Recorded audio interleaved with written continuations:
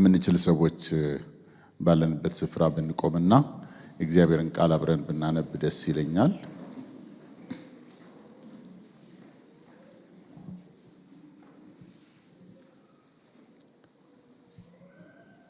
አንደኛ ተሰሎንቄ ምዕራፍ 4 ቁጥር 13 እስከ ምዕራፍ 5 ቁጥር 11 ድረስ ያለውን ነው። በጌታ ስም አነበዋለሁ። ነገር ግን ወንድሞች ሆይ ተስፋ እንደሌላቸው እንደሌሎች ደግሞ እንዳታዝኑ አንቀላፍተው ስላሉት ታውቁ ዘንድ እንወዳለን። ኢየሱስ እንደሞተና እንደተነሳ ካመንን እንዲሁ በኢየሱስ ያንቀላፉትን እግዚአብሔር ከእርሱ ጋር ያመጣቸዋልና። በጌታ ቃል የምንላችሁ ይህ ነውና እኛ ሕያዋን ሆነን ጌታ እስኪመጣ ድረስ የምንቀር ያንቀላፉትን አንቀድመም። ጌታ ራሱ በትእዛዝ በመላእክትም አለቃ ድምፅ በእግዚአብሔር መለከት ከሰማያት ይወርዳልና በክርስቶስም የሚሞቱ አስቀድመው ይነሳሉ። ከዚያም በኋላ እኛ ሕያዋን ሆነን የምንቀር ጌታን በአየር ለመቀበል ከነርሱ ጋር በደመና እንነጠቃለን፣ እንዲሁም ሁልጊዜ ከጌታ ጋር እንሆናለን። ስለዚህ እርስ በርሳችሁ በዚህ ቃል ተጽናኑ።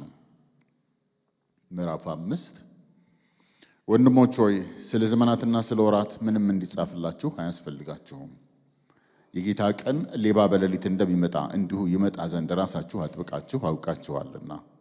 ሰላምና ደህንነት ነው ሲሉ ያን ጊዜ ምጥ እርጉዝን እንደሚይዛት ጥፋት በድንገት ይመጣባቸዋል፣ ከቶም አያመልጡም። እናንተ ግን ወንድሞች ሆይ ቀኑ እንደ ሌባ ይደርስባቸው ዘንድ በጨለማ አይደላችሁም፣ ሁላችሁ የብርሃን ልጆች የቀን ልጆች ናችሁና። እኛ ከሌሊት ወይም ከጨለማ አይደለንም። እንግዲያስ እንንቃ፣ በመጠን እንኖር እንጂ እንደ ሌሎች አናንቀላፋ።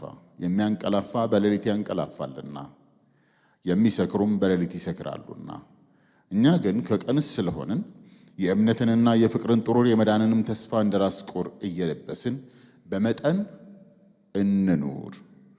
እግዚአብሔር ለቁጣ አልመረጠንምና በጌታችን በኢየሱስ ክርስቶስ መዳንን ለማግኘት ነው እንጂ። የምንነቃ ብንሆን የምናንቀላፋ ብንሆን ከእርሱ ጋር አብረን በሕይወት እንኖር ዘንድ ስለ እኛ ሞተ። ስለዚህ እናንተ ደግሞ እንደምታደርጉ እርስ በእርሳችሁ ተመካከሩ፣ አንዱም በሌላውን ያንጸው። ጸልይ። እግዚአብሔር አምላካችን ሆይ ስለዚህ ማለዳ በፊትህ ደግሞ ስለሰበሰብከን እናመሰግንሃለን። ቀኖች የምህረትህ ውጤት ናቸው። ማለዳ ማለዳ ምህረትህ አዲስ ስለሆነ ታማኝነትህም ብዙ ስለሆነ ለዚህ ማለዳ ባልከው ምህረት እንድታገኘን በቃል እውነት እንድትናገረን መንፈሳችንን እንድታነቃ ወደ ፍቃድህ ዕውቀት እንድታስጠጋን በኢየሱስ ክርስቶስ ስም ጸልያለሁ። እግዚአብሔር የዘላለም አምላክ ሆይ ለሚናገር ጸጋ ለሚያደምጥም ጸጋ እንዲሆን መንፈስህ በመካከላችን በጎውን ፈቃድህን እንዲፈጽም በጌታ በኢየሱስ ክርስቶስ ስም እንለምንሃለን። ማንም ለፍርድና ለኪሳራ እንዳይሰማ የእያንዳንዱን ልብ ለቃልህ እንደ መልካም እርሻ እንድታዘጋጀው በጌታ በኢየሱስ ክርስቶስ ስም ጸልያለሁ። ሁሉ ለአንተ ክብር ይሆን፣ ክፉ በስም ስልጣን ይታሰር። በምናደርገው ሁሉ አንተ ክበር፣ በጌታ በኢየሱስ ክርስቶስ ስም። ይሄ ያነበብኩላችሁ የተሰሎንቄ መጽሐፍ ነው። የሐዋርያው ጳውሎስ ለተሰሎንቄ ቤተክርስቲያን የጻፈው ደብዳቤ ነው። የተሰሎንቄ ቤተክርስቲያንን ሐዋርያው ጳውሎስ ራሱ እንደ መሰረታት ነው የሚነገረው። ቤተክርስቲያኒቱን እንደመሰረተ በከተማይቱ እንደሄደ ወንጌልን እንደሰበከ ቤተክርስቲያንን እንደመሰረተ ታሪክ ይናገራል። መልእክቶቹንም ስታነቡ በስማ በለው ያወቃቸው አይነት ሰዎች ሳይሆኑ ከነርሱ ጋር ጥሩ አይነት ግንኙነት የነበረው ከነርሱ ጋር አብሮ ብዙ ነገሮችን ያሳልፍ አይነት ሰው እንደነበረ ነው የሚነገረው። ግን ከተማው ላይ የነበረው ስደት ጠንካራ ከመሆኑ የተነሳ ጳውሎስ ከተማውን ለቆ መውጣት ተገዶ ስለነበረ ጥቂት ጊዜ ካገለገላቸው በኋላ ከተማውን ለቆ እንደወጣ የቤተ ክርስቲያን ታሪክ ላይ የምናገኘው ጉዳይ ነው። ሐዋርያው ጳውሎስ የተሰሎንቄ ቤተ ክርስቲያንን ከመሰረተ እና ከተለያቸው በኋላ በተሰሎንቄ ቤተክርስቲያን መካከል የተፈጠረ የመረዳት ወይንም የእውቀት ግድፈቶች አሉ በአንዳንድ ጉዳዮች። በነገራችን ላይ በአዲስ ኪዳን ውስጥ ጥምር ተደርገው የተጻፉ አንደኛና ሁለተኛ እየተባሉ ከተጻፉት የአዲስ ኪዳን መልእክቶች የሐዋርያው ጳውሎስ የተሰሎንቄ መልእክት በአንድ ነገር ይለያል።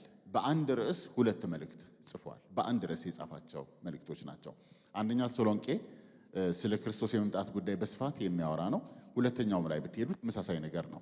አንደኛ ተሰሎንቄን ዝም ብላችሁ ስታጠኑት ምዕራፍ 1ም ላይ ይናገረዋል፣ ምዕራፍ 2ም ላይ ይናገረዋል፣ ምዕራፍ 3ም ላይ ይናገረዋል፣ ምዕራፍ 4ም ላይ ይናገረዋል፣ ምዕራፍ 5ም ላይ ይናገረዋል። አብሶ ምዕራፍ 4 እና ምዕራፍ 5 ላይ ትንሽ ሰፋ አድርጎ የሚተነተንበት ወይንም ሰፋ አድርጎ የሚያብራራበት አይነት ነገር ነው የምታገኙትና እነዚህ የተሰሎንቄ ቤተክርስቲያን ሰዎችን ያገለግል በነበረበት ጊዜ የወንጌሉን ጉዳይ ነግሯቸው እነርሱ በወንጌሉ ካመኑ በኋላ ሰብኳቸው ወይንም አስተብሯቸው ከነበራቸው ነገሮች መካከል አንዱ የክርስቶስ ዳግም የመምጣት ጉዳይ ወይንም የክርስቶስ አማኞችን የመውሰዱ ነገር እንዳስተማራቸው ወይንም እንደነገራቸው ግልጽ ነው። ክፍሉን ስታነቡት የምናገኛቸው የተወሰኑ ነገሮች እሱን በደንብ ያብራሩልናል። ግን በተሰሎንቄ ቤተክርስቲያን ሰዎች ውስጥ የነበረ አንድ ችግር ምንድነው? በዚህ በክርስቶስ የዳግም ምጽአት ጉዳይ ላይ የነበራቸው የመረዳት ማነስ ወይንም የነበራቸው የመረዳት ሙሉ አለመሆን አንዳንድ ጥያቄዎች ፈጥረውባቸዋል። አንዳንድ መደናገጦች ፈጥሮባቸዋል። አንዳንድ ፍርሃቶች ፈጥሮባቸው ስለነበረ የሚጽፍላቸው ደብዳቤዎች እነዚህን ብዥታዎች የማጥራት እነዚህን ብዥታዎች ከማስወገድ ጋር ተያይዞ የተጻፈ አይነት መልእክት ነው። ብዙዎቹ በተሰሎንቄ ቤተክርስቲያን ሰዎች መካከል ተፈጥሮ የነበረው ይሄ የመረዳት ብዥታ፣ የመረዳት ችግር የመሳሰሉት ነገሮች ጢሞቴዎስ ይህችን የተሰሎንቄ ቤተክርስቲያን ሊጎበኝ ሄዶ እዚያ በነበረበት ጊዜ ከቤተክርስቲያኒቱ ምእመን ያገኛቸው አንዳንድ ነገሮች ስለነበር እነዚህ ነገሮች ለጳውሎስ ነግሮት ጳውሎስ ለነዚህ ለተሰሎንቄ ቤተክርስቲያን ሰዎች ደብዳቤ ሲጽፍላቸው ወይንም መልእክት ሲልክላቸው ነው የምንመለከተው። በነገራችን ላይ ልናገርበት የምፈልገው ርዕስ ሁኔታ የማይገድበው ተስፋ ወይንም የክብር ተስፋ ብላችሁ ልትጽፉ ትችላላችሁ። በዚህ የተስፋ ጉዳይ ነው እንድንነጋገር የምፈልገው። እነዚህ የተሰሎንቄ ሰዎች እንደነገርኳችሁ የመረዳት ማነስ ስለነበረባቸው በመረዳት ማነስ ምክንያት በውስጣቸው ተፈጥሮ የነበረው ሐዘን፣ በውስጣቸው ተፈጥሮ የነበረው ጭንቀት በጣም ከባድ አይነት ስለነበረ ያንን ማስወገድና ያንን ማስተካከል አይነት ፍላጎት ነበረው። ምዕራፍ 4 ቁጥር 13 ላይ ጳውሎስ ለነዚህ ሰዎች ምን ይላቸዋል? ተስፋ እንደሌላቸው እንዳታዝኑ አንቀላፍተው ስላሉ ታውቁ ዘንድ እንወዳለን ብሎ የነዚህ የቆሮንቶስ የተሰሎንቄ ቤተክርስቲያን ሰዎች ሐዘናቸው ከምን ሐዘን ጋር ተመሳሳይ ነበር? ተስፋ ከሌላቸው ሰዎች ጋር ተመሳሳይ ነበር። በደንብ ግልጽ እንዲሆንልን የምፈልገው ዓለም በብዙ ነገር ብዙ አይነት ክፍልፍል ሊኖረው ይችላል። በተስፋ ጉዳይ ግን ዓለም በሁለት ነው የሚከፈለው፣ ተስፋ ያለውና ተስፋ የሌለው። እነዚህ የተሰሎንቄ ቤተክርስቲያን ሰዎች ሐዘን እያዘኑ ነው። ሐዘናቸው የምን መልክ ይዞ ነበር? ተስፋ የሌላቸው አይነት ሰዎች መልክ ይዞ ነበር። ተስፋ እንደሌላቸው እንዳታዝኑ አንቀላፍተው ስላሉት ታውቁ ዘንድ እንወዳለን ብሎ ይሄ ተስፋ የሌላቸውን አይነት ሐዘኖች ከነርሱ ሊያስወግዱ እንደሚገባቸው ይነግራቸዋል። ተስፋ የሌላቸው የሚላቸውና ተስፋ ያላቸው የሚላቸው ሁለቱ ናቸው። በክርስቶስ ሆነው ወደ እግዚአብሔር መንግስት የቀረቡትና ከክርስቶስ ውጪ የሆኑ ወደ እግዚአብሔር መንግስት በክርስቶስ ያልቀረቡትን እነዚህ ለሁለት ይከፍላቸዋል። በክርስቶስ የመሆን ጉዳይ ባለ ተስፋ ያደርጋል። በክርስቶስ አለመሆን ደግሞ ከዚህ የክብር ተስፋ እንዲጎድሉ ከዚህ የክብር ተስፋ ውጪ እንዲሆኑ ያደርጋቸዋል። ስለዚህ ተስፋ እንደሌላቸው እንዳታዝኑ አንቀላፍተው ስላሉት ታውቁ ዘንድ እንወዳለን በሚል መልኩ ባለተስፋዎች እንደሆኑ ሲነግራቸው ወይንም ባለተስፋዎች እንደሆኑ ሊያወራላቸው ሲፈልግ እንመለከታለን። የዚህ የተሰሎንቄ ከተማ የግሪኮች ፍልስፍና የግሪኮች አስተምህሮ በጣም ያጠቃት አይነት ከተማ ስለነበረች በሙታን ጉዳይ ላይ የነበራቸው አመለካከት እነዚህ ክርስቶስን ተቀበለው ወደ እግዚአብሔር መንግስት ቢመጡም ያ ከሞት በኋላ ባለው ህይወት ላይ ያለው አመለካከት ገና ከአእምሯቸው አልወጣም። ልብ አድርጉ። አሁን ሁለት ነገር ነው የተሰሎንቄ ቤተክርስቲያን ሰዎች ውስጥ ያለው። ከሞት በኋላ ባለው ህይወት ውስጥ ስላለው ጉዳይ በግሪኮች ፍልስፍና የተነገረው ዕውቀት አእምሯቸው ውስጥ እንደተቀመጠ ነው። ሐዋርያው ጳውሎስ ደግሞ በክርስቶስ የመምጣት ጉዳይ ላይ የነገራቸው ወይም የሚያስተማራቸው ነገር አእምሯቸው ላይ ተቀምጧል። እነዚህ ሁለቱ ነገሮች ሊታረቁላቸው በፍጹም አልቻሉም። ከሞት በኋላ ህይወት ስላለመኖር ጉዳይ፣ ከሞት በኋላ ተስፋ የሌለው ነገር እንደመሆን ጉዳይ በግሪኮች ፍልስፍና ውስጥ የተነገረው ነገር አእምሯቸውን ክፉኛ ይዞት ስለነበር እሱ እንዳለ ሆኖ፣ ሁለተኛው ነገር ደግሞ ሐዋርያው ጳውሎስ ምን ብሎ ነግሯቸዋል? ኢየሱስ ክርስቶስ እንደሚመጣ በክብር እንደሚወስዳቸው እነዚህን አስተምህሮ ነግሯቸዋል። አሁን ከመካከላቸው አንዳንድ ሰዎች እየሞቱባቸው፣ ከመካከላቸው የሞቱ ያሉት ሰዎች ይመጣል የተባለውን የእምነታቸውን ጀማሪ ራስ የሆነው ኢየሱስ ክርስቶስን ሳይገናኙ የመሞታቸው ጉዳይ በጣም ሐዘን ውስጥ ከቷቸዋል። ያዘኑት ለምንድን ነው? ይመጣል የተባለውን ጌታ ሳያዩ፣ ይመጣል የተባለውን ጌታ ሳያገኙ የመሞታቸው ጉዳይ በጣም ከባድ የሆነ ወይንም ጠንካራ የሚባል ሐዘን ውስጥ ከቷቸው ስለነበር ሐዋርያው ጳውሎስ በግሪኮች ፍልስፍና ምክንያት በአእምሯቸው ላይ ተፈጥሮ የነበረው ነገርና ሐዋርያው ጳውሎስ ባስተማራቸው የክርስቶስ መምጣት ጉዳይ ላይ የነበራቸው የመረዳት ጉዳይ መጋጨቱ ሰዎቹን መራራ የሆነ ሐዘን ውስጥ እንዲገቡ አድርጓቸው ስለነበር ይሄንን ጉዳይ በተረጋጋ መልኩ ሊረዱትና ሊያውቁት እንዲገባቸው ስለፈለገ ተስፋ እንደሌላቸው እንዳያዝኑ በክርስቶስ ለአማኞች ስለሚሆነው የተስፋ ጉዳይ በደንብ አድርጎ ይነግራቸዋል። ያንን ተስፋ ነው ዛሬ እንድንመለከት የምፈልገው።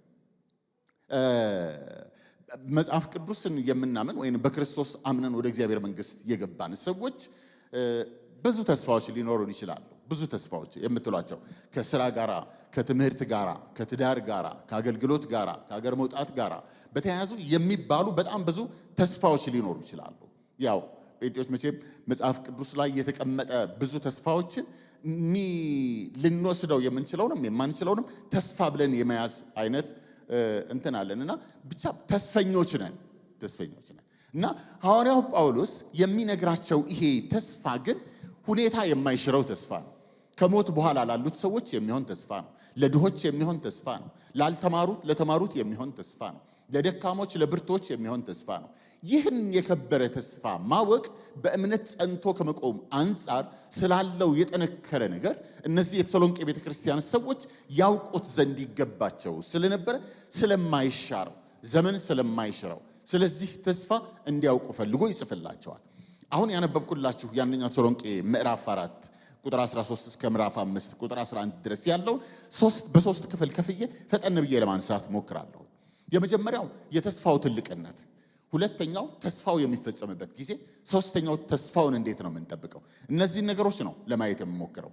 ያው እንደምታውቁት አጠር ያለ ሰዓት ነው ያለኝ። በጣም ፈጠን ብዬ እነዚህን ግን አንኳር የሚባሉ ነገሮችን ለማንሳት ሞክራለሁ። የመጀመሪያ የማነሳው የተስፋው ክብር ትልቅነት። የተስፋው ክብር ትልቅነት በጣም ሊነሳ ሊወራ የሚገባው አይነት ነገር ነው። ይሄ ስለ ተስፋው ትልቅነት ሐዋርያው ጳውሎስ እነዚህን የተሰሎንቄ ቤተክርስቲያን ሰዎች ሊያወራላቸው፣ ሊያስተምራቸው፣ ሊነግራቸው ሲፈልግ የሚነግራቸው ነገር እንዴት መጠበቅ እንዳለባቸው ለማውራት ከመጀመሩ በፊት ተስፋው የሚፈጸምበትን ነገር ሊነግራቸው ከመጀመሩ በፊት ስለ ተስፋው ክብር ወይንም ስለ ተስፋው ትልቅነት የሚነግራቸው ነገር እናገኛለን። ተስፋው ክቡር ነው። ተስፋው ትልቅ ነው። ቢጠብቁት የማያከስር አይነት ተስፋ ነው ብሎ የሚናገረው ነገር እናገኛለን። ስለ ተስፋው ትልቅነት ሲናገር ሶስት ነገሮችን ያነሳል። ሶስት ነገሮችን የመጀመሪያው በማንኛውም ሁኔታ ውስጥ ላለ ለሁሉም ሰው የሚሆን ተስፋ ነው ይላል። ልብ አድርጉ። በማንኛውም ሁኔታ ውስጥ ላለ ለሁሉም ሰው የሚሆን ተስፋ ነው። ምዕራፍ 4 ቁጥር 13 ላይ እንደነገርኳችሁ በነገራችን ላይ ከዚህ ከመጨረሻው ዘመን ጋር በተያያዘ የሚነሱ አንዳንድ ነገሮች በጣም ዲቴል የሆነ ነገሮች ውስጥ ስንገባ አከራካሪ የሆኑ ዶክትሪኖች ሊነሱ የሚችሉባቸው ጉዳዮች ይኖራሉ። እነሱን አይደለም ላነሳ የምፈልገው። ሞር ዲቮሽናል በሆነ መልኩ ስለ ክርስቶስ ምጽአት ወይንም ስለዚህ ተስፋ የተወሰነ ግንዛቤ እንዲኖረን ስለሆነ እሱ ላይ ነው በጣም ማተኮር የምፈልገው። አንዳንድ በጣም ዶክትሪናል የሆነ ጉዳዮች እኔ ስናገር የሚፈጠርባችሁ ከሆነ የቤት ስራ የውል አገልጋዮቻችሁ ከነሱ ጋር ታወራላችሁ። እኔ ግን አሁን ዋና እዚህ ክፍል ላይ በጣም አሁን ባለንበት ዘመን በደንብ አይታችሁት ከሆነ ከክርስቶስ መምጻት ጋር ወይንም ስለዚህ ስለ ምጽአቱ ከመናገር ይልቅ ሌሎች ጉዳዮች ላይ ቤተክርስቲያን እያተኮረች ስለመጣች እንደነዚህ አይነት ደውሎችን እየደወልን ቤተክርስቲያንን ማንቃት የአገልጋዮች ግዴታ ኃላፊነትም ነው ብዬ ስለማምን መሄድባቸው ቦታዎች ላይ በጣም ልቀይረው ከማልፈልጋቸው ሁልጊዜ ላወራቸው ከምፈልጋቸው ርዕሶች ውስጥ አንዱ ይሄኛው ነው። የክብር ተስፋ ነው። የማይሻር ተስፋ ነው። የዘላለምም ተስፋ ነው። ለማንኛውም ይሄ የተስፋውን ትልቅነት ሐዋርያው ጳውሎስ ሲናገር ሶስት ነገሮችን ያነሳል። የመጀመሪያው በማንኛውም ሁኔታ ውስጥ ላለ ለማንኛውም ሰው የሚሆን ተስፋ ነው። ለሁሉም ሰው የሚሆን ተስፋ ነው። የሚገርማችሁ ምዕራፍ 4 ቁጥር 13 ላይ ተስፋ እንደሌላቸው እንዳታዝኑ አንቀላፍተው ስላሉት ታውቁ ዘንድ እንወዳለን ብሎ ሐዋርያው ጳውሎስ እነዚህን የተሰሎንቄ ቤተክርስቲያን ሰዎች ሊያጽናናቸው ሲፈልግ የተሰሎንቄ ቤተክርስቲያን ሰዎች ያዘኑት በምን ምክንያት ነው? ይመጣል የተባለውን ክርስቶስን ሳያገኙ ወገኖቻቸው የመሞታቸው ጉዳይ በጣም አሳዝኗቸዋል። ሟቾች በዚህ የክብር ተስፋ ውስጥ እንደማይሳተፉ፣ ሟቾች ይህንን የክብር ተስፋ እንደማያዩ አስበው ስለነበረ መራራ የሆነ ሐዘን ያዘኑት። ጳውሎስ ምን ይላቸዋል መሰላችሁ? ይሄ ተስፋ፣ ይህ የክብር ተስፋ ሙታን የሚጎበኙበት ሕያዋንም የሚታደሱበት የክብር ተስፋ ነው ይላል። ሙታን ይጎበኙበታል። ይሄ ልብ አድርጎ የትኛውም የሃይማኖት መሪ ወደሚመራው ሕዝብ ሲሄድ ሊጎበኝ የሚችልበት ጉዳይ በሕይወት ያሉትን ማውራት፣ በሕይወት ካሉት ጋር መነጋገር እንጂ ሌላ የመቃብር ቦታ የማየት ወይንም የመቃብር ቦታ የመጎብኘት ፍላጎት አይኖረው። ኢየሱስ ክርስቶስ ግን ሲመጣ ምን ይላል መሰላችሁ? መቃብርም ይጎበኛል። በእርሱ ሆነው የሞቱት ምን ይሆናሉ ነው የሚለው? ይነሳሉ። ይሄ ክብር በሕይወት ላሉት ለነርሱ የሚሆንም ደግሞ ለሞቱትም የሚሆን ተስፋ እንደሆነ ሐዋርያው ጳውሎስ ይነግራቸዋል። ዝቅ እያላችሁ ስታነቡ አዎ ልክ ነው፣ ኢየሱስ ክርስቶስ ይመጣል። አዎ ልክ ነው፣ ያመናችሁበት ጌታ መመለሱ አይቀሬ ነው። ግን ይሄ የሚመጣው ጌታ ይመጣል ብዬ የነገርኳችሁ በእርግጥም የሚመጣው ጌታ በእርሱ ሆነው ያንቀላፉት ይሄንን የክብር ቀን ምን ያደርጋሉ ብሎ ይናገራል፣ ያያሉ። ስለዚህ በሕይወት ያሉትም በሕይወት የሌሉትም የዚህ ክብር ተካፋዮች ናቸው። ሐዋርያው ጳውሎስ የሚነግረን ነገር ይሄ ነው። የሚገርመው ይሄ ለሞቱና በሕይወት ላሉት ብቻ ነው አይደለም። ክፍሉ ዝቅ ብዬ እናገራለሁ። በነገራችን ላይ ምንም አይነት ተስፋ ቢኖራችሁ የተስፋ ተቃራኒ አይደለም። ምንም አይነት ተስፋ ቢኖራችሁ ተስፋችሁ ከመቃብር አይዘለም። እዚህ ቤቶች ሰምታችሁኛል? እሺ ደግመዋለሁ። ምንም አይነት ተስፋ ቢኖራችሁ ተስፋችሁ ከመቃብር አይዘለም ወይንም ከመቃብር አያልፍም። ምን ማለት የመሰላችሁ? የባለጠግነት ተስፋ ካገኛችሁ ባለጠግነት እስከ መቃብር ድረስ ነው። ከዚያ በኋላ ያበቃል። በጣም የተማረ ሰው የመሆን ተስፋ ካላችሁ የትኛውም ዩኒቨርሲቲ ውስጥ ገብታችሁ የምትማሩበት እድል ሊያመቻችላችሁ የተማረ በጣም ሊቅ ተደማጭ ሊያደርጋችሁ ይችላል። ከመቃብር አያልፍም። በሌላው በማንኛውም ነገር እግዚአብሔር በገባላችሁ ተስፋ ሊከናወንላችሁ ልታገኙ የምትችሏቸው ትልልቅ ነገሮች ሊኖሩ ይችላሉ። ከመቃብር አያልፉም።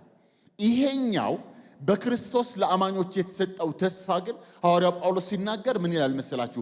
ከመቃብር የሚያልፍ ሙታንን የሚያካትት ሁሉም ሰው የሚከብርበት የክብር ተስፋ ነው ብሎ ይነግራቸዋል። ስለዚህ አሁን ተስፋ ነው ሲባል በሕይወት ላሉት ብቻ ሳይሆን እርሱን አምነው የምድር ታሪካቸው ለተጠቀለሉትም ሰዎች ምንድነው ብሎ ይነግረናል? ተስፋ ነው። ደግሞ ብቻም አይደለም። ዝቅ ብላችሁ ምዕራፍ 5 ቁጥር 9 ላይ ስትሄዱ ለደካሞቹም የሚሆን ተስፋ ነው። የምንተኛ ምዕራፍ 5 ቁጥር 9ን ላንብብላችሁ። እግዚአብሔር ቁጥር 10ን ይቅርታ፣ የምንነቃ ብንሆን ወይንም የምናንቀላፋ ብንሆን ከእርሱ ጋር አብረን በሕይወት እንኖር ዘንድ ስለኛ ምን ሆነ ነው የሚለው?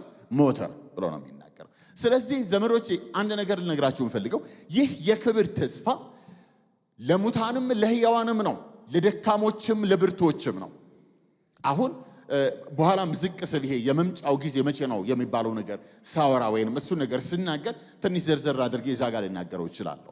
ለማንኛውም ሐዋርያው ጳውሎስ የክብሩን ተስፋ ትልቅነት ሊነግረን ሲፈልግ ተስፋው ሁሉንም የሚያካትት ነው። ምን ማለት ነው?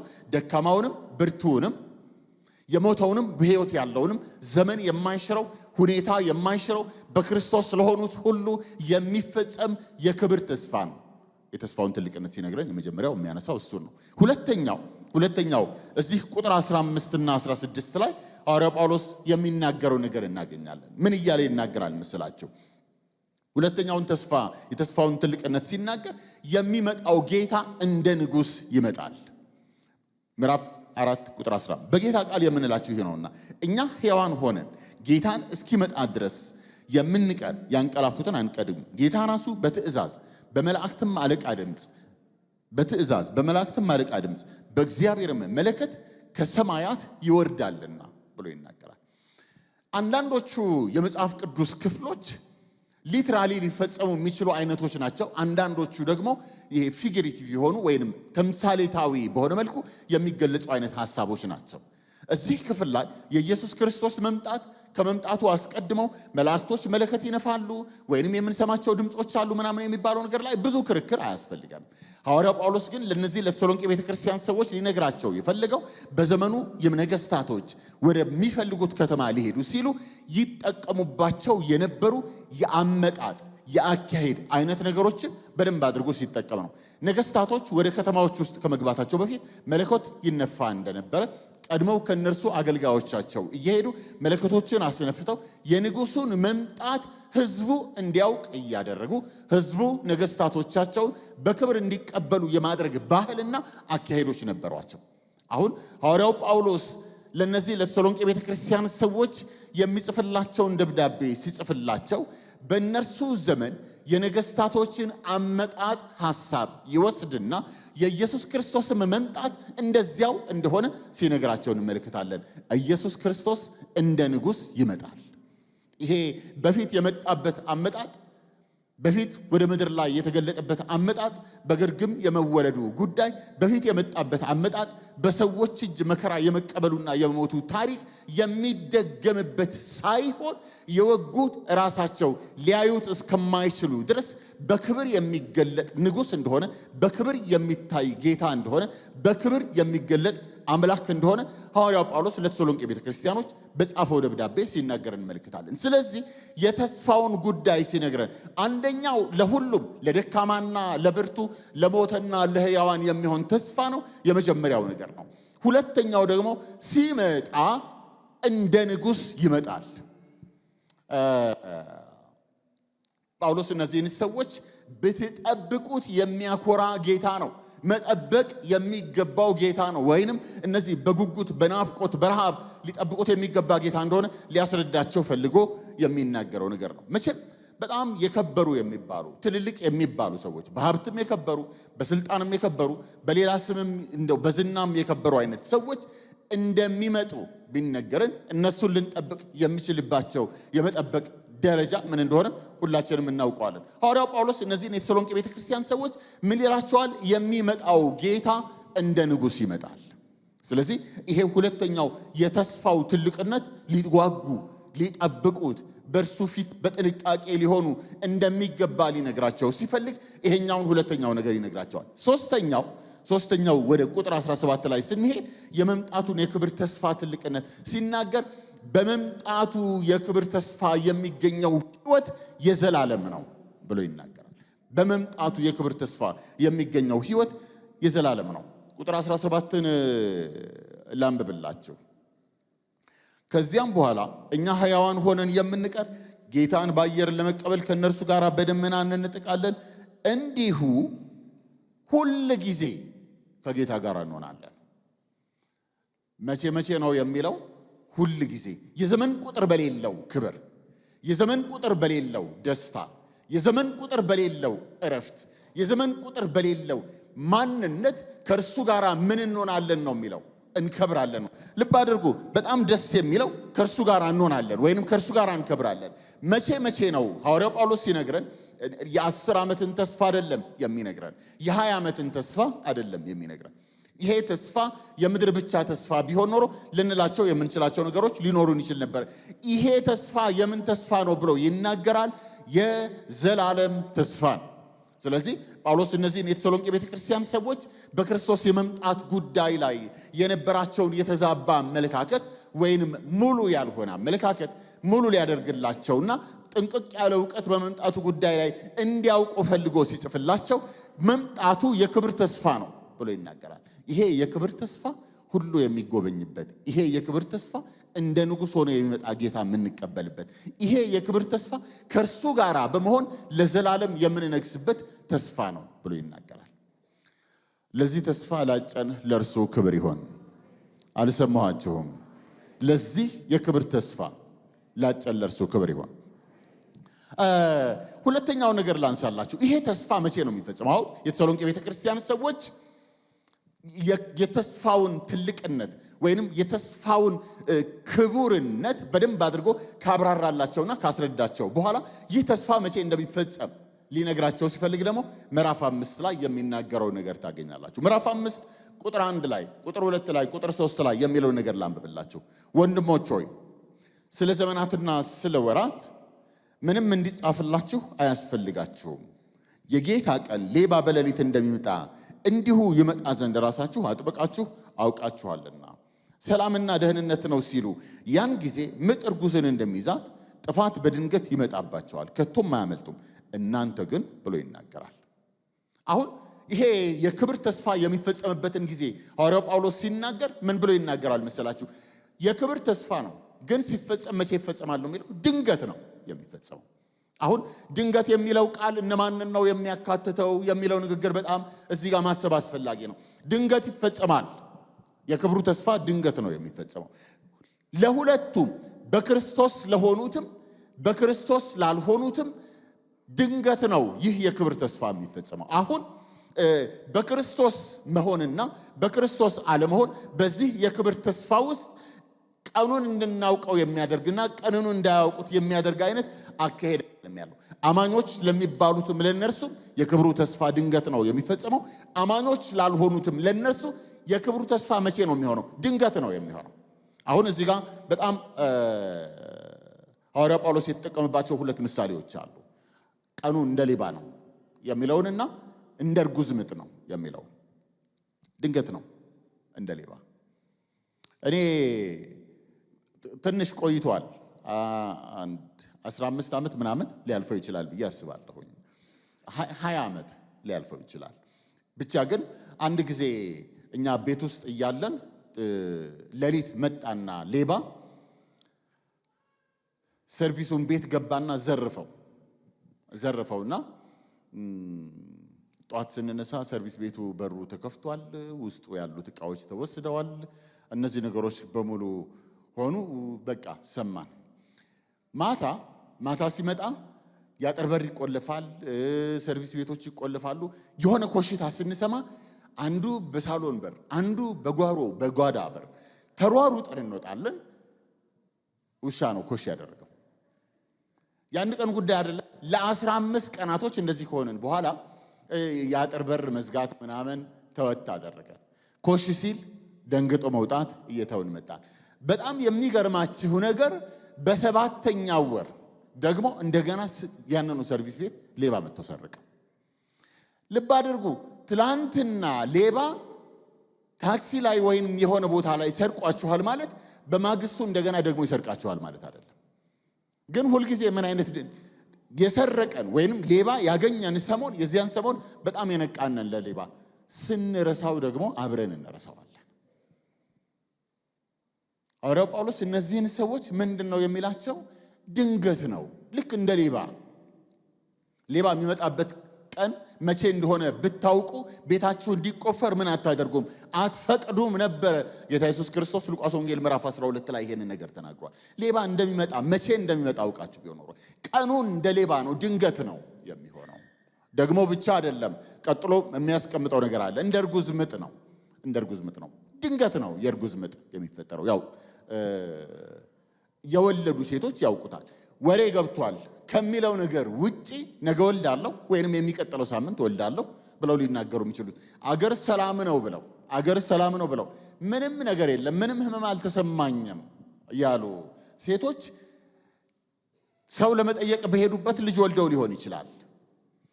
ገበያ ሄደው ልጅ ወልደው ሊሆን ይችላል። ብቻ የሄዱባቸው ድንገተኛ በሆነ ሁኔታ የሚፈጠር ወይንም የሚወለድበት አይነት ሁኔታ እንዳለ ሁላችንም የምናውቀው ነው። ጌታ ኢየሱስ ክርስቶስ ለነዚህ ለሚጽፍላቸው ሰዎች ለነዚያኛዎቹ በክርስቶስ ላልሆኑት ወደ እግዚአብሔር መንግስት ላልገቡት ለነርሱ ቀኑ እንደ ሌባ ነው ብቻ ደግሞ አይደለም፣ ቀኑ እንደ እርጉዝ ምጥ ነው ብሎ ይነግራቸዋል። ምን ማለት ነው? ለነሱ ድንገት ነው የሚመጣባቸው፣ አስደንጋጭ ነው፣ ጭንቅ የሞላበት ጊዜ ነው ብሎ ይናገራል። ስለዚህ ልብ አድርጉ። ይሄ የክርስቶስ የመምጣቱ ጉዳይ ከክርስቶስ መንግስት በክርስቶስ የተሰራውን የመስቀል ሥራ ከማመን ውጪ ለሆኑት ሰዎች አስደንጋጭ ነው። እንደ ርጉዝ ምጥ ወይንም እንደ ሌባ ይሆንባቸዋል። ግን ላመንነው ለኛ በክርስቶስ አምነን ወደ እግዚአብሔር መንግሥት ለመጣ ነው ለኛስ ቀኑ እንዴት ነው የሚለው ጥያቄ ነው መነሳት ያለበት። አሁን እዚህ ጋር ሐዋርያው ጳውሎስ ምን ይላቸዋል መሰላችሁ? ለነሱም ቀኑ ድንገት እንደሆነ ሁሉ ላመንነው ለኛም ቀኑ ድንገት ነው የሚለው። ልብ አድርጉ። አሁን እንድንዘናጋ ወይንም የሆነ በመገለጥም ይሁን በነቢያትም ይሁን በምንም መልኩ ይሄንን ቀን ልናውቅ የምንችልበት እድል እንደሌለን መጽሐፍ ቅዱስ በደንብ አድርጎ ነው የሚናገረው። ቀናቱንና ወራቱን ማወቅ ለናንተ አልተሰጣችሁም። ስለዚህ አሁን በሐዋርያው ጳውሎስ አነጋገር ቀኑ ድንገት ነው የሚለው ነገር ለነዚያኛዎቹ አስደንጋጭ ነው። እንዳውም እዚህ አሁን ያነበብኩላችሁ ምዕራፍ 5 ላይ ይደርስባቸዋል ነው የሚለው። ይደርስላቸዋል አይደለም የሚለው፣ ይደርስባቸዋል። መጣልኝና መጣብኝ የሚለያይ ጉዳይ ነው። ለኛ በክርስቶስ ላመንን ወደ እግዚአብሔር መንግሥት ለገባን ለኛ የክርስቶስ የመምጣቱ ጉዳይ መጣልኝ የምንለው ነው። እነዚያኛዎቹ ናቸው መጣብኝ የሚሉት። ምንም ሆነ ምን ግን ለኛም ለነርሱም ቀኑ ድንገት ነው። ሐዋርያው ጳውሎስ እነዚህን ሰዎች እንደዚህ እያለ ነው የሚነግራቸው። ቁጥር 4 ላይ እናንተ ግን ወንድሞች ሆይ ቀኑ እንደሌላዋ ይደርስባቸው ዘንድ በጨለማ አይደላችሁምና። አሁን ቀኑ እንደሌባ ነው፣ ጥያቄ የለውም። ግን በጨለማ አይደላችሁም። ሊያስደነግጣችሁ የሚገባ ነገር አይደለም። ዘመዶች አንድ ነገር እንድናውቅ ፈልጋለሁኝ። እያስፈራራን ልንቀድሳችሁ አንፈልግም። በክርስቶስ መሆናችን ብቻ የዚህ ክብር ተካፋይ እንድንሆን ያደርገናል። በክርስቶስ መሆናችን ብቻ የዚህ ክብር ተካፋይ እንድንሆን እንደሚያደርገን ሐዋርያው ጳውሎስ ለተሰሎንቄ ሰዎች በጻፈው ደብዳቤ ላይ ከተናገረው ነገር በደንብ የምንረዳው እውነት አለ። ለእነዚያኛዎቹ ምን ይሆናል ነው የሚለው? ድንገት ነው፣ እንደ ሌባ ነው፣ እንደ ርጉዝ ምጥ ነው። በእናንተ ላይ ግን ቀኑ እንደ ሌባ ከሚደርስባቸው ወገን አይደላችሁም። በክርስቶስ በመሆናችሁ ምክንያት ያ ቀን ለእናንተ ምንድን ነው የሚለው? ተስፋ ነው። በክርስቶስ በመሆናችሁ ምክንያት ያ ቀን ለእናንተ ምንድነው? ረፍት ነው። በክርስቶስ በመሆናችሁ ምክንያት ያ ቀን ለእናንተ ከጭንቅ ወደ ሰላም፣ ከሞት ወደ ሕይወት፣ ከውርደት ወደ ክብር የምትሸጋገሩበት በረሃብ በናፍቆት የምትጠብቁት ቀን ነው ብሎ ነው የሚናገረው። ስለዚህ ይሄ ስለ ቀኑ ጉዳይ ስናነሳ ወይንም ስለ ቀኑ ጉዳይ መጽሐፍ ቅዱስ የሚናገረውን ነገር ለማጥናት ስንሞክር ድንገት ነው፣ ጥያቄ የለውም። ለነዛኛዎቹ ይመጣባቸዋል። ለኛ ግን ኢየሱስ ክርስቶስ ይመጣልናል። አልሰማኋቸውም? መልካም። አሁን ሐዋርያው ጳውሎስ የተሰሎንቄ ቤተክርስቲያንን ሰዎች ቀኑ መቼ እንደሆነ ከነገራቸው በኋላ እንዴት ሊጠብቁት እንደሚገባቸው ደግሞ ይነግራቸዋል። ተስፋው ትልቅ እንደሆነ፣ ተስፋው የክብር እንደሆነ ከነገራቸው ቀጥሎ ድንገት የሚፈጸም ተስፋ እንደሆነ ከነገራቸው በኋላ እነዚህ ባለ ተስፋዎች ተስፋቸውን እንዴት ሊጠብቁት እንደሚገባ የሚነግራቸው ነገር እናገኛለን። በጣም ፈጠን ብዬ አጠር ባለ መልኩ 3 የመጠበቂያ መንገድ ወይንም አማኞቹ የተሰሎንቄ ቤተክርስቲያን ሰዎች የተጻፈላቸው እኔና እናንተንም የሚመለከት 3 መሰረታዊ ነገሮችን ለማንሳት ሞክራለሁ። እንዴት እንጠብቀው? በነገራችን ላይ ኢየሱስ ክርስቶስ ይመጣል። አልሰማኋቸውም? ኢየሱስ ክርስቶስ ይመጣል። ቀኑ እንደ ሌባ ከሚሆንባቸው፣ ከሚያስደነግጣቸው፣ ከሚያስፈራቸው ወገን አይደለንም። በጣም የምትደሰቱበት ተስፋ ምንድን ነው? በጣም የምትደሰቱበት የሆነ አእምሯችሁ ላይ ግዙፍ የሆነ ትልቅ ነገር ምንድን ነው? ዘመዶቼ እኔ የራሴ እንትን አለኝ። ምን እላለሁ መሰላቸው? ምድር መኖሪያ አይደለም፣ ሰው መኖሪያውን የሚመርጥበት ቦታ ነው ብዬ ነው የማምነው። ምድር የምትኖሩበት ቦታ አይደለም። አንድም 10 ዓመት ኑሩ፣ 100 ዓመት ኑሩ። 100 ዓመትንና ዘላለምን ስታነጻጽሩ 100 ዓመት ከዘላለም አንጻር እንደ ጠብታ የሚቆጠር ነገር ነው።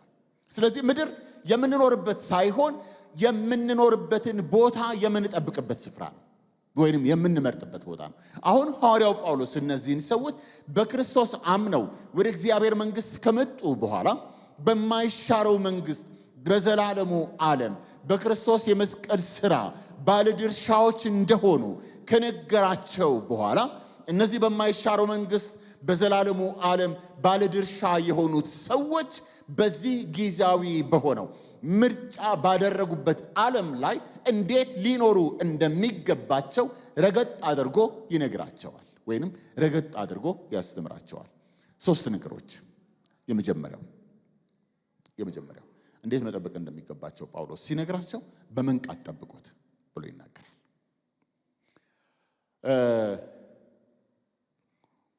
ቁጥር 6 እና 7 ላንብብላችሁ። እንግዲህ እንንቃ፣ በመጠን ኑሮን እንጂ እንደሌሎች አናንቀላፋ። እስከ ቁጥር 8 ድረስ ሐሳቡን ልታነቡ ትችላላችሁ። አሁን ሐዋርያው ጳውሎስ እነዚህን ሰዎች ይከራከራቸዋል፣ ይሟገታቸዋል፣ ያሳስባቸዋል። ሲከራከር፣ ሲሟገት፣ ሲያሳስብ ምን እያለ ነው መሰላችሁ? በክርስቶስ በመሆናችሁ ምክንያት ይሄ ክብር የናንተ ነው። በክርስቶስ በመሆናችሁ ምክንያት ይሄ ክብር የሚደርስባቸው የሚያስደነግጣቸው እንደ ሌባ ወይንም እንደ ርጉዝ ምጥ የሚሆንባቸው ወገን አይደላችሁም። ቀኑ እንደ ሌባ ከሚደርስባችሁ ወገን አይደላችሁም ካለ በኋላ ምን አለ? እንግዲያውንስ ምን እናደርግ? እንንቃ። እንግዲያውንስ እንንቃ። አሁን አዲስ ኪዳን መጽሐፍ መንቃት በሚባለው ጉዳይ ላይ በጣም መሰረታዊ የሆነ ትምህርት ያስተምራል። አንደኛ ቆሮንቶስ ምዕራፍ 16 ቁጥር 13 ላይ ብትሄዱ ምን ይላል መሰላችሁ? ንቁ፣ በሃይማኖት ቁሙ፣ ጎልምሱ፣ ጠንክሩ፣ በእናንተ ዘንድ ሁሉ በፍቅር ይሁን። መንቃት የሚባለው ነገር በሃይማኖት ለመቆም በጣም ወሳኝና ጠቃሚ ስለሆነ ሐዋርያው ጳውሎስ ለቆሮንቶስ ቤተክርስቲያን ሰዎች በሃይማኖት ለመቆም መንቃት ይጠበቅባቸዋል ብሎ ይነግራቸዋል። ብቻ ደግሞ አይደለም። አንደኛ ጴጥሮስ ምዕራፍ 5 ቁጥር 8 ላይ ሐዋርያው ጴጥሮስ ምን ብሎ ይናገራል? እንግዲህ ንቁ፣ ባለጋራችሁ ዲያብሎስ የሚውጣውን ፈልጎ እንደሚያገሳ አንበሳ በዙሪያችሁ ምን ያደርጋል? ይዞራል። እንግዲህ ምን አድርጉ? ንቁ። መንቃት የሚባለው ነገር ከዲያብሎስ ሽንገላ ለመዳን መሰረታዊ ነገር ነው ብሎ አዲሱ ኪዳን ያስተምረናል። ብቻ ግን አይደለም። መንቃት የሚባለው ነገር እዚህ ጋር ደግሞ የክርስቶስን የክብር መገለጥ ከሚጠብቁ ወገን ሊገኝ የሚገባው መሰረታዊ ነገር ነው ብሎ ይናገራል። መንቃትን ከምጽአቱ ጋራ፣ መንቃትን በሃይማኖት ከመቃወም ጋራ፣ መንቃትን ከዲያብሎስ ሽንገላ ከመዳን ጋራ አያይዞ አዲስ ኪዳኑ የሚያስተምረን ከሆነ መንቃት ማለት ምን ማለት ነው? አሁን ጥያቄው እሱ ነው። መንቃት ማለት ምን ማለት ነው? አይን መግለጥ ነው? ከመኝታ ላይ ተነስቶ ቁጭ ማለት ነው? ዘካርያስ ምዕራፍ 4 ቁጥር 1 ላይ መንቃት ማለት ምን ማለት እንደሆነ የሆነ ግንዛቤ እንድንወስድ ሊያደርገን የሚችል ሐሳብ ታገኛላችሁ። ዘካርያስ ትንቢተ ዘካርያስ ምዕራፍ 4 ቁጥር 1 ላይ ምን ይላል መሰላችሁ? መልአኩም ድንገት ከእንቅልፉ እንደሚነቃ ሰው አነቃኝ። እያየሁ ነው፣ እየሰማሁ ነው፣ ግን መልአኩ ምን አደረገኝ ነው የሚለው። ድንገት ከእንቅልፉ እንደሚነቃ ሰው አነቃኝ። ምን ማለት ነው? ነቃ ማለት የሚያየውን የሚያይ የሚያደርገውን እያወቀ የሚያደርግ ማንነት የያዘ ሰው ማለት ነው። ሰው ነቅቷል ስንል የሚያውቀው የሚያደርገውን እያወቀ የሚያደርግ፣ ነቅቷል ስንል የሚናገረውን እያወቀ የሚናገር። ንቁ ይላቸዋል። ንቁ። አሁን ሐዋርያው ጳውሎስ የተሰሎንቄ ቤተክርስቲያንን ሰዎች ስለ መንቃት ሊያሳስባቸው ወይንም ሊነግራቸው ሲፈልግ ከምንድናችሁ ይላቸዋል? እናንተ ከቀናችሁ እና ንቁ። እናንተ ከቀናችሁ፣ ስለዚህ መንቃት ይጠበቅባችኋል ብሎ ይነግራቸዋል። አንድ ጊዜ የማስታውሰው ሰው ናዝሬት ነው የገጠመኝ። እሱ ሰው አዳር ፕሮግራም ያድራል። አዳር ፕሮግራም አደረ። ፕሮግራሙ አለቀ። ተኙ። የተወሰነ ሰዓት ተኙና ከእንቅልፉ ተነሳና ቻው ብሎ ያሉትን ሰዎች አል ብሎ ወጣ። መንገድ ላይ የሚያገኘውን ሰው ሰላም ይላል። አስፋልት ያቋርጣል፣ ሀዲድ ያቋርጣል። ተነስቶ ቤቱ ገባና እንደምን አደራችሁ ብሎ ተኛ። ተኝቶ 8 ሰዓት ላይ ነቃ። ልክ 8 ሰዓት ላይ ሲነቃ ራሱን ቤት ውስጥ አገኘው፣ የራሱ ቤት እና የመጀመሪያ ሲነቃ ያገኘው እህቱን ነውና አንቺ እዚህ ማን አመጣኝ እኔ ያለው። የሚገርማችሁ ለካ ተነስቶ ቻው ሲላቸውም ተኝቶ ነው። መንገድ ሲያቋርጥም ተኝቶ ነው። እንደምን አደራችሁም ሲል ተኝቶ ነው። የተኙ ግን የነቁ የሚመስሉ ሃይማኖተኞች በጣም ማዕት ናቸው። የተኙ ግን የነቁ የሚመስሉ። ሐዋርያው ጳውሎስ የተሰሎንቄ ቤተክርስቲያንን ሰዎች ምን ይላቸዋል? እናንተ ከምን ናችሁ ይላቸዋል? ከቀን ናችሁ። ስለዚህ ንቁ፣ የሚተኛ በሌሊት ይተኛል፣ የሚተኛ ወይንም የሚያንቀላፋ በሌሊት ያንቀላፋልና ብሎ እነዚህ የአኗኗር ስርዓት ከምን ጋር ይቆራኛል ብሎ ይናገራል። የቀን ሰው ከመሆንና የሌሊት ሰው ከመሆን ጋር ያቆራኘዋል። እነዚህ የሚተኙ የሚሰክሩ እነርሱ ከሌሊት ስለሆኑ እንዲተኙ ተዋቸው፣ እንዲሰክሩ ተዋቸው። እኛ ግን ከምን ስለሆንን? ከቀን ስለሆንን እንድንነቃ ያስፈልገናል። ልብ አድርጉ። ሐዋርያው ጳውሎስ ለነዚህ ለተሰሎንቄ ቤተክርስቲያን ሰዎች ከመንቃት ጋር አቆራኝቶ ይሄ የሚናገረው ነገር ከኑሮ ጋር ከአደራረግ ጋር ወይንም ከህይወት ከላይፍ ስታይል ጋር የተያያዘ ነገር እንደሆነ የምታውቁት ንቁ ካለ በኋላ ቀጥሎ ምን ይላቸዋል መሰላችሁ? በመጠን ኑሮ። ይሄ መኖርን አያይዞ ነው የሚናገረው። ይሄ በመጠን መኖር ማለት ራስን በመግዛት መኖርን ነው አያይዞ። ዝቅ እያላችሁ ህይወት በመጠን ነው ልትኖሩ የሚገባው፣ ወይንም በምንድን ነው? ራስን በመግዛት ነው ልትኖሩ የሚገባው ብሎ ነው የሚነግራቸው። እዚህ ጋር አሁን አንድ ነገር እንድናስብ ፈልጋለሁ። ይሄ መንቃትን ከምን ጋራ? ራስን እየገዙ ከመኖር ጋራ። መንቃትን ከምን ጋራ? በመጠን እየኖሩ መጠነኛ የሆነ ኑሮ በመኖር። ስለዚህ አሁን ኢየሱስ ክርስቶስ ይመጣል፣ ጥያቄ የለውም። በክርስቶስ በመሆናችን እኛ የቀን ልጆች ሆነናል። ትልቅ ዕድል ነው፣ ትልቅ ተስፋ ነው። የቀን ልጆች እንደመሆናችን እንደ ቀን ልጆች ልንኖር እንደሚገባ፣ የቀን ልጆች ወይንም የተስፋው ሰዎች እንደመሆናችን ተስፋውን በተስፋው ስርዓት እየኖርን ልንጠብቀው እንደሚገባ ሐዋርያ ጳውሎስ ለቆሮንቶስ ቤተክርስቲያን ሰዎች ይነግራቸዋል። ልብ ብላችሁ አንብባችኋል። ቆላስይስ ምዕራፍ 3 ላይ እኛ ሞተናል፣ ሕይወታችን ከክርስቶስ ጋር ተሰውሯል፣ በዚህ አይደለንም ካለ በኋላ ምን ይላቸዋል? ቀጥሎ መሰላችሁ? በላይ ያለውን አስቡ፣ በላይ ያለውን እሹ እንጂ በምድር ያለውን አይደለም። ላይፍ ስታይል ከየት ይቀዳል ካላችሁ? ከምንኖርበት ስፍራ። በሰማይ ነው ያላችሁት፣ በላይ ነው ያላችሁት። እንግዲያስ እንዴት አድርጉ? በላይ እንዳለ በሰማይ እንዳለ ሰው ልትኖሩ በላይ ያለውን እሹ፣ በላይ ያለውን አስቡ እንጂ በምድር ያለውን አይደለም።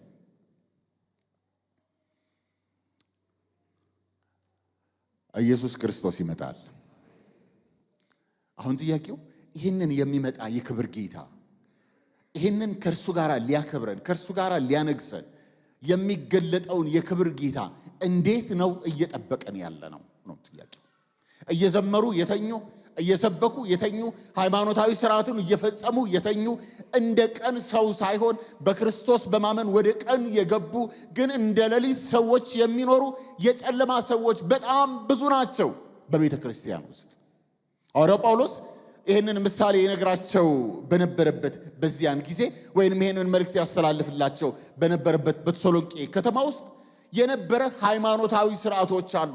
ሃይማኖታዊ ስርዓቶቹ ሌሊት ላይ የሚፈጸሙ፣ በመጠጣት የሚፈጸሙ፣ በመዘሞት የሚፈጸሙ፣ እርኩሰት የሚባለው ነገር ይሄ የሃይማኖትን ስርዓት ከመጠበቅ ጋር አያይዘው አቆራኝተው የተቀመጡ የሃይማኖት ወጎች ባሉበት ከተማ ውስጥ ክርስቶስን በማመን ወደ እግዚአብሔር መንግስት የገቡት ሰዎች እንደ ሌሊቶቹ አይነት ሰዎች ሳይሆን እንደ ቀኖቹ አይነት ሰዎች ኑሮ ሊኖሩ እንደሚገባቸው ይነግራቸዋል።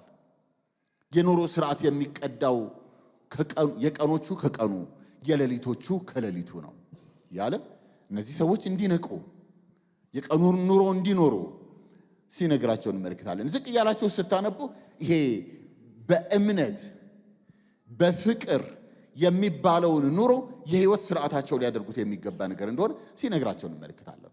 ራስን በመግዛት መኖር። ራስን መግዛት ማለት ምን ማለት ነው? ራስን መግዛት ማለት ምን ማለት ነው? አሁን ትልቁ ጉዳይ እሱ ነው። ማድረግ እየቻሉ ሳያደርጉ መኖር ነው። ራስን መግዛት ባጭር ቃል እንግለጸው ካልን ማድረግ እየቻሉ ሳያደርጉ መኖር ነው። መጠጣት እየቻሉ ሳይጠጡ፣ መዘሞት እየቻሉ ሳይዘምቱ፣ መስረቅ እየቻሉ ሳይሰርቁ ራሱን ገዝቷል ምንለው ሰው ይሄንን ሲያደርግ ነው። ትዝ ይላችኋል ዮሐንስ ወንጌል ምዕራፍ 6 ላይ እነዚህ ብዙ ሰዎች ኢየሱስ ክርስቶስን ተከትለውት አንድ በጣም የሚያስደነግጥ አብሶ አይሁዳውያኖች ሊበረግጉበት የሚችሉት አይነት ቋንቋ ተናገረ። ስጋዬን ያልበላ ደሜን ያልጠጣ ከኔ ጋር ሊሆን አይችልም ሲል ጥርግ ብለው ሄዱ። ይህ አይነት ንግግርማ ከባድ ነው፣ አንችለው። ጥርግ ብለው ሄዱ። 12ቱ ብቻ ቀሩ። 12ቱን ጥያቄ ጠየቃቸው። ምን አላቸው? እናንተ ልትሄዱ አትወዱም? ሰው ሁሉ ሄደ። እናንተ ልትሄዱ አትወዱም? ጴጥሮስ ፈጠን ብሎ የመለሰው መልስ በጣም ያስደስተኛል። ምንድን ያለው? አንተ የዘላለም ሕይወት ቃል አለህ፣ ካንተ ወደ ማን ይኬዳል? ያስኬዳል ንግግርህ፣ ግን አንተ የዘላለም ሕይወት ቃል አለህ፣ ካንተ ወደ ማን ይኬዳል? ልብ አድርጉ። ሰዎቹ የሚሄዱበት ስለሌላቸው ነው ወይ እሱን ያሉት? አይደለም። ምዕራፍ 20 ይነግረናል የሚሄዱበት ቦታ ያላቸው፣ ጀልባ ሊያገኙ የሚችሉበት እድል ያላቸው፣ መረብ ሊያገኙ የሚችሉበት እድል ያላቸው፣ ግን ክርስቶስን በማመናቸው ከክርስቶስ ጋር በመሆናቸው ምክንያት ጀልባንም መረብንም ስለ ክርስቶስ ትተው ከእርሱ ጋር መኖር የሕይወት ምርጫቸው ያደረጉ ሰዎች እንደሆኑ ታሪኩን ዮሐንስ ወንጌልን ስናነብ የምናገኘው ነገር ነው። ሰው ራሱን ገዝቷል ብለን ስንል ምን ማለታችን መሰላችሁ? መሆን የሚችለውን ሳይሆን ለእግዚአብሔር ብሎ ማድረግ የሚችለውን ሳያደርግ እግዚአብሔርን በማምለክ እውነታ ውስጥ የሚኖር ማለት ነው። ሐዋርያው ጳውሎስ እነዚህን ሰዎች በመንቃት ጠብቁት፣ በመጠን በመኖር ጠብቁት፣ ራሳችሁን በመግዛት ጠብቁት ነው የሚለው። አንደኛው እንዴት ሊጠብቁት እንደሚገባቸው ሐዋርያው ጳውሎስ ሲነግራቸው ይሄንን ብሎ ይነግራቸዋል። ሁለተኛው ቁጥር 9 ላይ ታገኙታላችሁ። ለተጠራችሁለት ነገር በመኖር ጠብቁት። ምን ይላቸዋል? ቁጥር 9 ላይ እግዚአብሔር ለቁጣ አልመረጠንምና በጌታችን በኢየሱስ ክርስቶስ መዳንን ለማግኘት ነው እንጂ። አሁን እነዚህን የተሰሎንቄ ቤተክርስቲያንን ሰዎች ጳውሎስ ምን እያለ ያሳስባቸዋል? ወይንም ምን እያለ ይነግራቸዋል? እንዴት ጠብቁት ይላቸዋል? ለተጠራችሁለት ነገር በመኖር ጠብቁት። ለምን ተጠርታችኋል? ለቁጣ አልተጠራችሁም። ለምንድን ነው የተጠራችሁት? ለመዳን ነው የተጠራችሁት። ደህንነት የሚባል ነገር የናንተ እንዲሆን፣ ደህንነት የሚባል ነገር የናንተ ድርሻ እንዲሆን ተደርጎ ተጠርታችኋል። አሁን ድህነት ምንድን ነው? ድህነት የሚባለው ነገር ምንድን ነው? ከእግዚአብሔር ቁጣ ማምለጥ ነው። ድህነት የሚባለው ነገር ምንድን ነው? ወደ ክርስቶስ መልክ መመለስ ነው። ድህነት የሚባለው ነገር ምንድን ነው? የዘላለሙን የእግዚአብሔርን የወንጌል ሥራ መስራት ነው።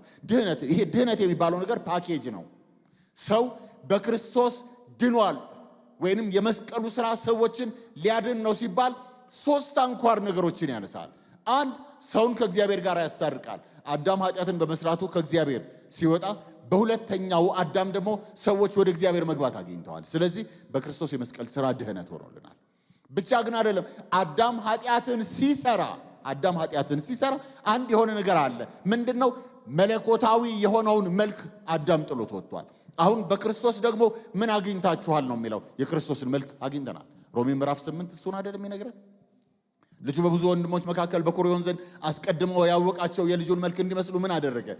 ወሰነ ነው የሚለው። ስለዚህ ድህነት የሚባለው ነገር በምድር እያለን ሰማይን የምንመስልበት፣ በሰዎች መካከል እያለን ክርስቶስን የምንመስልበትን እውነት በእኛ ምን ሊያደርግ ነው? ሊያስቀምጥ ነው። እግዚአብሔርን መምሰል የሚባለው ክርስቶስን ወደ መምሰል ሙላት የሚባለው ነገር በእኛ ሕይወት እንዲከናወን መስቀሉ ከእግዚአብሔር ቁጣ ሊያድነን ብቻ ሳይሆን አዳም ጥሎት የወጣውን የመለኮትን መልክ በእኛ ውስጥ ሊመልስ ስለሆነ ሐዋርያው ጳውሎስ ምን ይላቸዋል መሰላችሁ? ለቁጣ አይደለም የመረጠን። ለምንድን ነው? ለድህነት ነው፣ ለመዳን ነው። ለዚህ መርጦናል። ብቻ ግን አይደለም። ድህነት የሚባለው ነገር ደግሞ ሶስተኛው ነገር ምን? አዳም የእግዚአብሔርን ሥራ ጥሎ እንደወጣው ሁሉ የክርስቶስ የመስቀል ሥራ በክርስቶስ ያመኑትን ወደ ምን መልሷቸዋል? ወደ እግዚአብሔር ሥራ መልሷቸዋል። ኤፌሶን መጽሐፍ ምዕራፍ 2 ቁጥር 10 እኛ ፍጥረቱ ነን እንመላለስበት አስቀድሞ ያዘጋጀውን መልካሙን ሥራ ለማድረግ ምን አደረገን? ፈጠረን ነው የሚለው። ድጋሚ የመፈጠራችን ጉዳይ ከዘላለም ዘመናት በፊት በእኛ ስም የተሰወረውን ነገር በምድር ላይ ባለን ዘመን እንድንፈጽመው ፈልጎ ነው። ስለዚህ ሰው ድኗል ስንል እነዚህ 3 እውነታዎች በእርሱ እየተከናወኑ፣ ሐዋርያው ጳውሎስ እንደዚህ ይላቸዋል። ለመዳን ነው የመረጣቸው። ለመዳን ነው የመረጣቸው።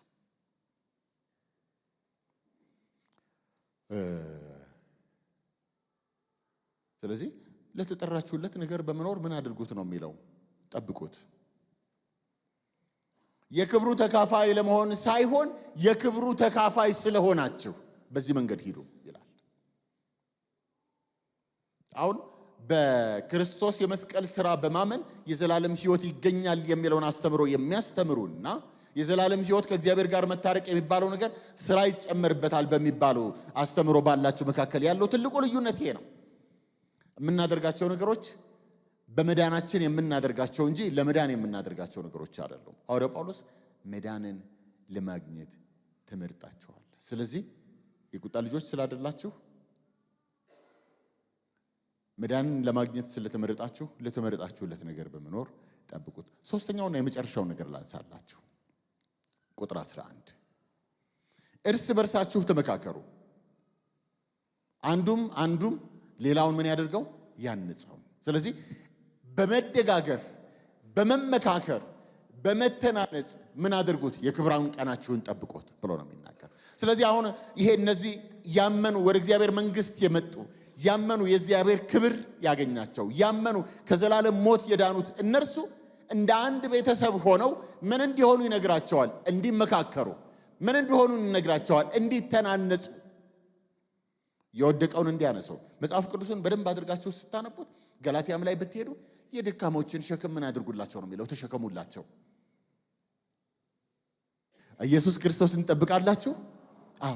መጠበቅ የሚባለው ነገር ከምን ጋር ይቆራኛል መሰላችሁ? ከመተማማት ጋር ሳይሆን ከመመካከር ጋር። መጠበቅ የሚባለው ነገር ከምን ጋር ይቆራኛል መሰላችሁ? ከመግፋት ጋር ሳይሆን ከማነጽ ጋር። በመስቀሉ ሥራ የክርስቶስ አካል የሆነውን ሰው የናንተ ቤተሰብ የሆነውን ሰው ሐዋርያው ጳውሎስ ደጋግሞ የሚጠቀምበት ቃል አለ።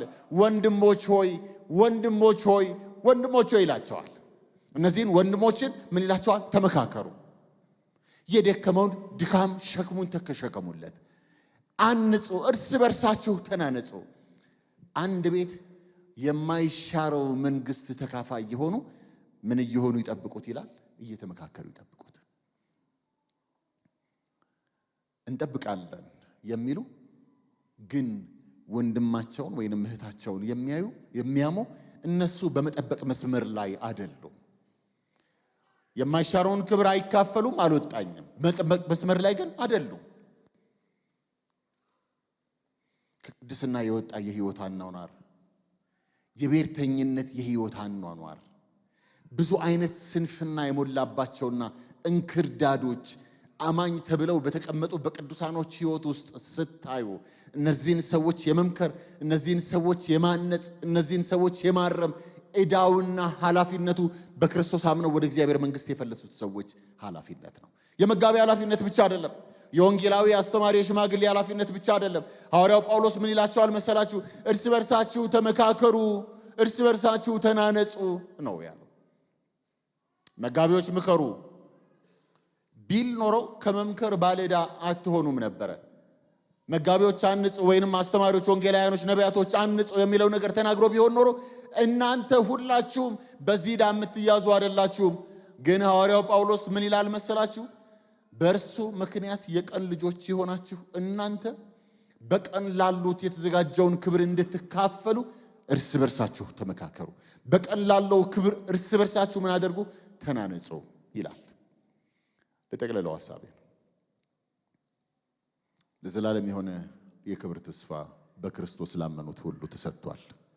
እግዚአብሔር የዚህ ተስፋ ባለቤቶች አድርጎናል። የዚህ ተስፋ ባለመብቶች አድርጎናል። የዚህ ተስፋ ባለመብቶች ላደረገን ለርሱ ክብር ይሆን። ሳንሰራ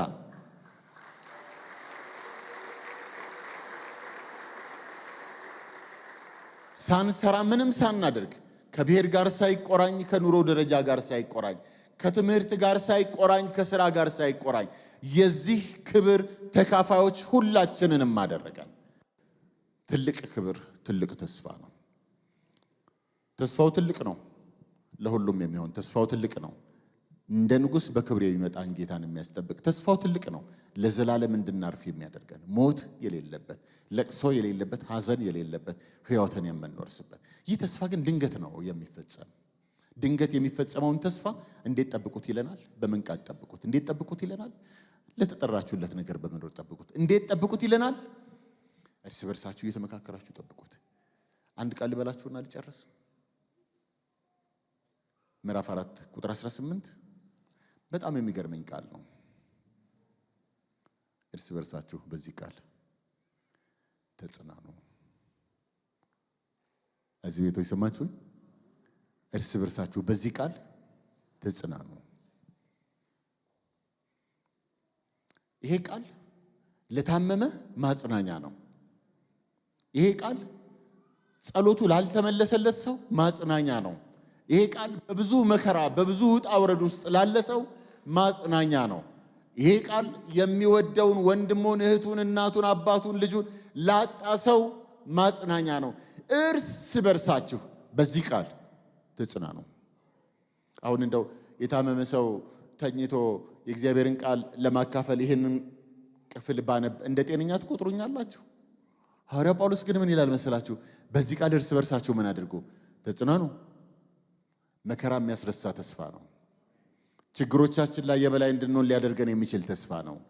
ለምን ካላችሁ ይህ ትግል፣ ይህ ጦርነት፣ ይህ ግብግብ ለጊዜው ነው። በእርሱ የሆነው ክብር ደግሞ ለዘላለም ነው። የማይሻረውን መንግስት ክብር እንድትካፈሉ የቀን ልጆች ያደረጋችሁን እርሱን እንደ ቀን ልጆች እየኖራችሁ እንድትጠብቁት እግዚአብሔር ይፈልጋል።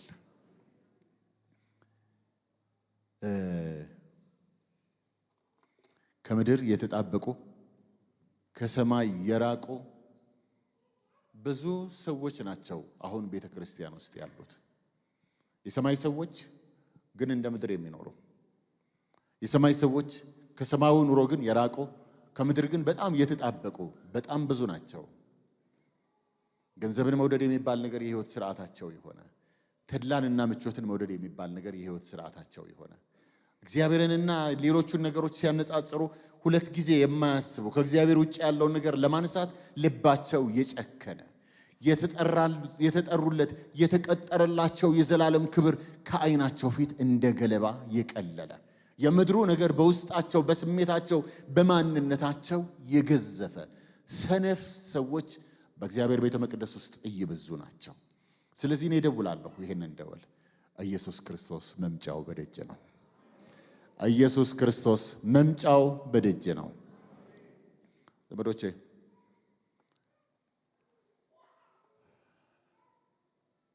በማይሻረው መንግስት በዘላለሙ ዓለም ሕይወትን እንድንካፈል በክርስቶስ ወደ ራሱ የጠራንን እግዚአብሔርን የምናከብር የምናስደስት በኑሯችን የምናመልክ ሰዎች እንድንሆን እግዚአብሔር ይርዳን። የዘመን ፍጻሜ ደረሰ። የዘመን ፍጻሜ ደረሰ። የዘመን ፍጻሜ ከሚደርስባቸው ወገን አይደለንም፣ ግን ከዛ ቀን ያዳነንን እግዚአብሔርን በጽድቅና በቅድስና እያመለከን እንድንጠብቀው እርሱ ይርዳን። ራሶቻችንን ዝቅ አድርገን እንጸልይ።